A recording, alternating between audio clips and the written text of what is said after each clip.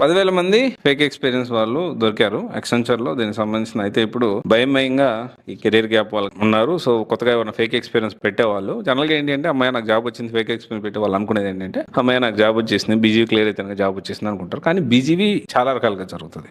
Background verification అనేది జనరల్గా ఏంటి అంటే అవసరం ఉన్నప్పుడు బీజీవీ ఒకలా జరుగుతుంది. ఒక కంపెనీకి ఒక ఎంప్లాయ్ అవసరం ఉంటే బీజీవీ ఒకలా జరుగుతుంది, అవసరం లేదు అనుకుంటే ఇంకొకలా జరుగుతుంది. కొన్ని ఎంఎన్సీ కంపెనీస్ అయితే మినిమం స్టాండర్డ్స్ వాళ్ళు మెయింటైన్ చేస్తారు, బీజీవీ చేసుకుంటుంటారు. అయితే జాబ్ వచ్చిన తర్వాత కూడా ఏంటి అంటే 3 months తర్వాత కంపెనీ ప్రాజెక్ట్ మారినప్పుడు అండ్ కొన్నిసార్లు క్లయింట్ బీజీవీ ఎక్స్పెక్ట్ చేయొచ్చు. అండ్ కొంతమంది హెచ్ఆర్ అత్యుత్సాహం ప్రదర్శిస్తూ ఉంటారు, కొత్తగా ఏదో వచ్చి ఏదో చేసేయాలి, కొత్తగా ఆల్రెడీ ఎగ్జిస్టింగ్ పాత హెచ్ఆర్ సరిగ్గా చేయలేదని ప్రూవ్ చేయడానికి అయి ఉండొచ్చు. ఇలా రకరకాలుగా బీజీవీ అనేది జరుగుతుంది. బట్ ఒకటే విషయం ఏంటి అంటే ఫేక్ ఎక్స్పీరియన్స్ పెట్టే వాళ్ళు గుర్తుపెట్టుకోండి, మీ జాబ్ అనేది గాల్లో దీపం, ఎప్పుడైనా పోవచ్చు. కాకపోతే ఇక్కడ ఓన్లీ మ్యాటర్స్ ఏంటి అంటే ఒకవేళ ఫేక్ ఎక్స్పీరియన్స్ పెట్టినా జాబ్లో జాయిన్ అయినా, first of all fake experience అనేది లీగల్ కాదు.